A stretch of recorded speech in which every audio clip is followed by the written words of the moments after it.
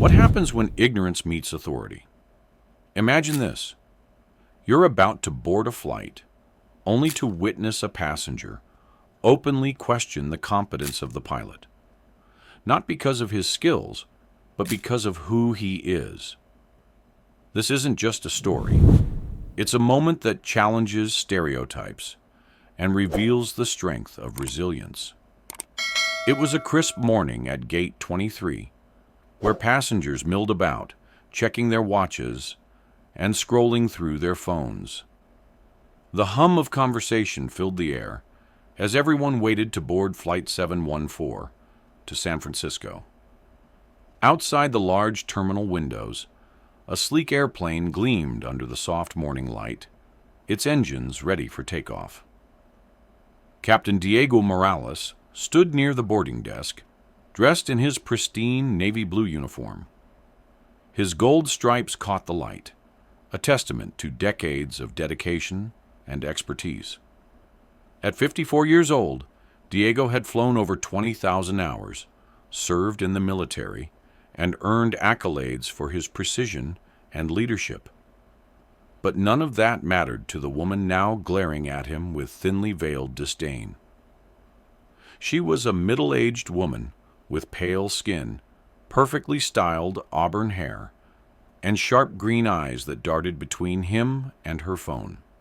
Her tailored blazer and designer handbag screamed privilege, and her arms were crossed tightly across her chest, exuding an air of entitlement.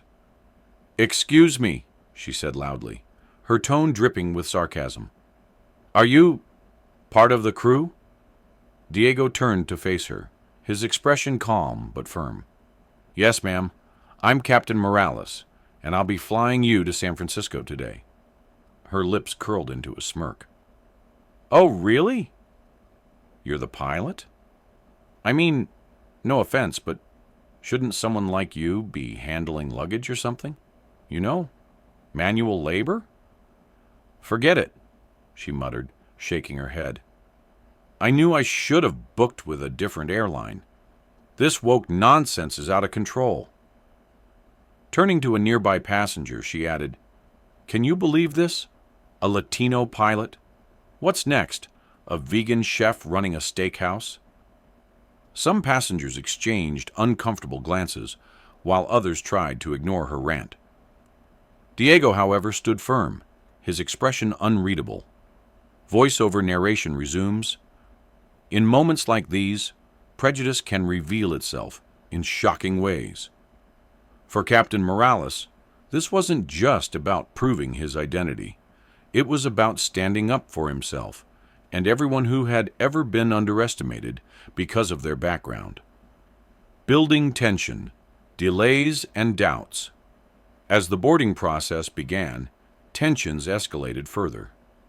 The flight was delayed due to unexpected storms over the Sierra Nevada, and the woman grew increasingly agitated. "This is ridiculous," she exclaimed, storming up to the gate agent. "What's taking so long? We should have been in the air by now." The gate agent, a young man named Marcus, offered a polite smile. "We apologize for the delay, ma'am. The captain is working on rerouting us around the storm. We'll be underway as soon as possible." "Of course we're delayed," the woman snapped. "The pilot probably doesn't even know how to read a weather report." Marcus frowned slightly. "What do you mean by that, ma'am?" "You know exactly what I mean," she retorted.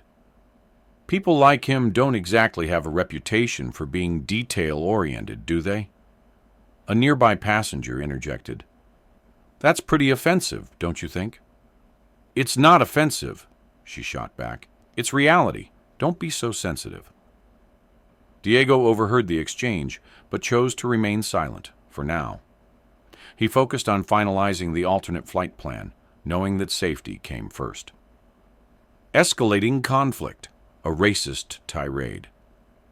The woman continued her tirade, growing louder with each passing minute.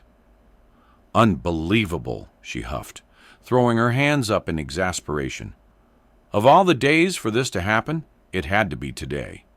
If I don't land in San Francisco by 4, I'll miss the most important meeting of my life. Do you know what's at stake here? A potential deal with a tech startup. This could change everything for me."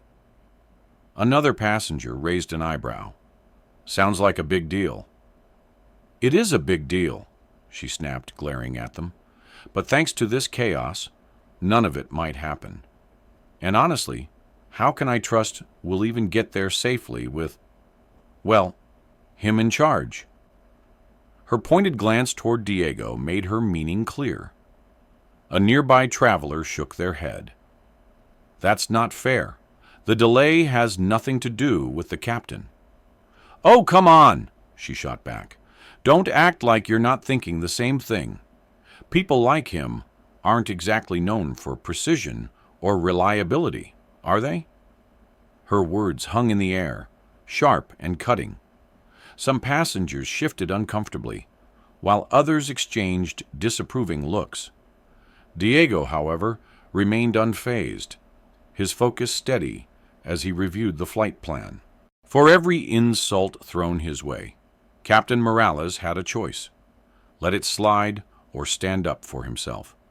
But sometimes silence speaks louder than words, and actions speak even louder. The confrontation was far from over.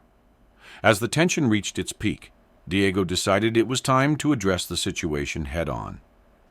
Little did the woman know her words would soon come back to haunt her, not just personally, but professionally as well. When faced with ignorance, some choose silence. Others choose to speak up. For Captain Diego Morales, this was a moment to remind everyone, not just the woman, but the entire plane, of the value of respect and professionalism. The tension in the boarding area had reached a breaking point. The woman's loud complaints had drawn the attention of nearly everyone nearby.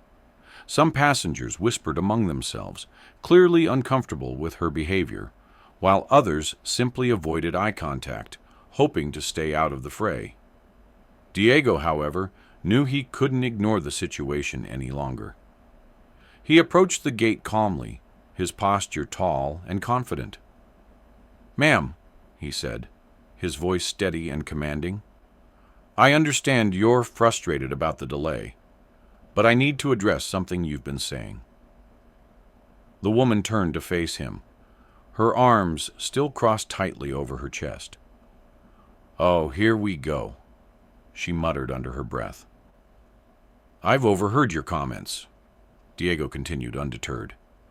"You seem to have doubts about my qualifications based on, well, let's be honest, my appearance." Her eyes narrowed. "I didn't say that." "You didn't have to," Diego replied, his tone calm but firm. "But since you've brought it up, let me clarify a few things. I've been flying for over 30 years. I served in the Air Force for 2 decades, flew combat missions in 3 different conflicts, and earned multiple commendations for my service. After retiring from the military, I joined this airline because I believe in safety, precision, and leadership. And today, I'm responsible for getting all of you to San Francisco safely." The woman scoffed.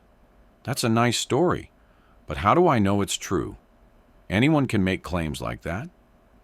Diego raised an eyebrow. "Would you like proof?" Before she could respond, Marcus, the gate agent, stepped forward. "Ma'am, everything Captain Morales just said is verifiable. His record speaks for itself." "And if that's not enough," Diego added, pulling out his phone, "here's a photo of me receiving the Distinguished Flying Cross from the President of the United States." The woman's jaw dropped slightly as she glanced at the image, but she quickly recovered. "Fine, so you've got some medals. That doesn't mean you're qualified to handle this flight." Diego took a deep breath, his expression softening slightly. "Let me tell you something else. Flying isn't just my job, it's my legacy. My father was a pilot. So was my grandfather. In fact, my grandfather was one of the first Latino pilots in the U.S. military during World War II. He faced discrimination every single day, but he never let it stop him. He taught me that no matter what people think of you, the only thing that matters is how well you do your job. He paused, letting his words sink in. So when you question my ability to fly this plane, you're not just doubting me. You're doubting my family, my heritage, and everyone who's ever worked twice as hard to prove themselves in a world that didn't always believe in them. The boarding area fell silent. Even the woman seemed momentarily speechless. One of the passengers, a middle-aged man wearing a business suit, stood up from his seat. "Excuse me," he said, addressing the woman. "I don't know about you, but I feel safer knowing someone like Captain Morales is in charge. If he's half the pilot his record suggests, then we're in good hands." Another passenger chimed in. "Yeah, and honestly, your attitude is pretty embarrassing. We're all delayed because of the storm, not because of him." The woman's face flushed red. "You don't understand. This meeting is important to me. I can't afford any risks." Diego nodded sympathetically. "I understand how much this means to you. But trust me, ma'am, your meeting isn't the only important thing happening today. Every person on this plane has somewhere they need to be, someone they need to see, and it's my job to get them there safely." Just as the woman opened her mouth to respond, a young woman seated nearby stood up, holding her phone. Excuse me," she said, her voice trembling with excitement. "I've been live streaming your rant since you started. It's already gone viral." The woman froze. "What? Why would you do that?" "Because it's ridiculous," the young woman replied. "People need to see this kind of behavior for what it is, racist and unacceptable." The woman's eyes widened in panic. "You can't post that. Do you know who I am?" "No," the young woman shot back, "but now everyone else does." Resolution, consequences, and reflection. As the situation unfolded, airport security arrived to escort the woman off the plane. She protested loudly, but her words fell on deaf ears. "Ma'am," one of the officers said, "we've received multiple complaints about your behavior. You'll need to come with us." Diego watched silently as she was led away, her face a mix of anger and humiliation. In the end, prejudice doesn't just harm those it targets. It exposes the flaws of those who carry it. For Captain Diego Morales, this wasn't just a victory for himself, but a reminder to everyone on board that respect and professionalism transcend race, background, and bias. Sometimes, moments of conflict leave a lasting impact, not just on those directly involved, but on everyone who witnesses them.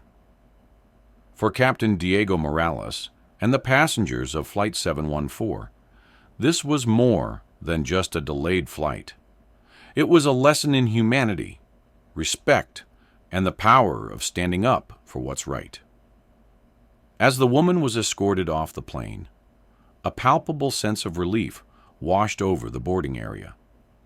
Passengers exchanged glances, some nodding approvingly, others whispering about what had just unfolded. The young woman who had live-streamed the confrontation returned to her seat, her phone still in hand, scrolling through the flood of comments pouring in from around the world. Diego stood near the cockpit door, watching silently as the remaining passengers boarded. His expression was calm, but there was a weight to his demeanor, a mix of pride and exhaustion. He knew that while he had handled the situation professionally, moments like these always left an emotional mark. Once everyone was seated, Diego made his way to the intercom. "Good morning, everyone," he began, his voice warm and steady. This is your captain speaking. First, I want to thank you all for your patience during the delay. We've rerouted around the storm, and will be taking off shortly. Weather permitting, we should arrive in San Francisco on schedule." He paused, choosing his next words carefully. "I also want to take a moment to address what happened earlier. As many of you witnessed, one of our passengers expressed concerns about my qualifications to fly this aircraft. While I understand that frustration can sometimes bring out the worst in people, I hope this experience serves as a reminder that respect and professionalism are values we should all strive to uphold, no matter where we come from or what we look like." A smattering of applause broke out in the cabin, growing louder as more passengers joined in.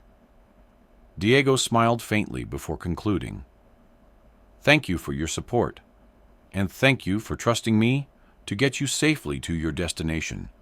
Now please sit back, relax, and enjoy the flight." As the plane taxied down the runway, the atmosphere on board shifted. Conversations buzzed quietly throughout the cabin, many of them centered on the incident. In row 12, the middle-aged businessman who had defended Diego leaned over to his seatmate. "You know, I've flown hundreds of times, but I've never seen anything like that. That woman crossed a line." His seatmate, a young mother traveling with her toddler, nodded. "It's sad, really. She missed her meeting because of her own attitude." Meanwhile, Captain Morales handled everything with such grace. You could tell he's used to dealing with people like her. Near the back of the plane, the young woman who had live-streamed the confrontation was still glued to her phone. Notifications poured in faster than she could read them. "This is insane," she murmured to herself. "People are calling him a hero." Her neighbor, an elderly man with kind eyes, leaned over. "He is a hero. Not just because he's a great pilot, but because he stood up for himself and for all of us without losing his cool. That takes real strength." The young woman smiled. "I just hope this makes people think twice before saying something racist or prejudiced. Maybe this will inspire change." Meanwhile, the woman sat in the airport security office, fuming. Her phone buzzed incessantly with notifications, each one bringing fresh humiliation. "What's happening?" she demanded, shoving her phone toward one of the officers. "Why is everyone attacking me?" The officer glanced at the screen, raising an eyebrow. "Ma'am, your comments were streamed live to thousands of people. Some are calling it a wake-up call about racism. Others, well, they're not being very kind." She buried her face in her hands. "This wasn't supposed to happen. I was just frustrated about the delay." The officer sighed. "Frustration doesn't excuse prejudice. You'll need to explain yourself to the airline, too. They've already received dozens of complaints." As the reality of her actions sank in, tears welled up in her eyes. For the first time, she realized the weight of what she had done, not just to Diego, but to herself.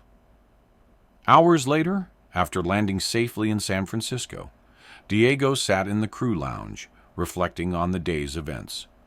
His co-pilot, Maria, joined him, setting down 2 cups of coffee. "You handled that beautifully," she said, handing him a cup. "Not everyone would have kept their cool like you did." Diego chuckled softly. "To be honest, it wasn't easy. Every time someone questions my abilities because of my race, it stings. But I've learned that staying calm and professional is the best way to prove them wrong." Maria nodded thoughtfully. "Still, it's exhausting." You shouldn't have to deal with that kind of ignorance in 2023. It's part of the job, unfortunately, Diego replied. But moments like these remind me why I became a pilot in the first place. It's not just about flying planes. It's about breaking barriers and showing people that anyone can achieve greatness if they work hard enough. Later that evening, Diego sat in his hotel room, scrolling through social media. Videos of the incident had gone viral, sparking conversations about racism, privilege, and accountability. Many users praised him for his composure and leadership, while others shared their own stories of discrimination. Inspired by the response, Diego decided to write a post of his own. To everyone who watched or commented on today's events, he began, thank you for standing with me. This wasn't just about me. It was about every person who has ever been underestimated because of their race, gender, or background. Let this be a reminder that respect costs nothing, but its absence can cost everything. Together, we can create a world where everyone is judged by their actions, not their appearance. Within minutes, his post had thousands of likes and shares.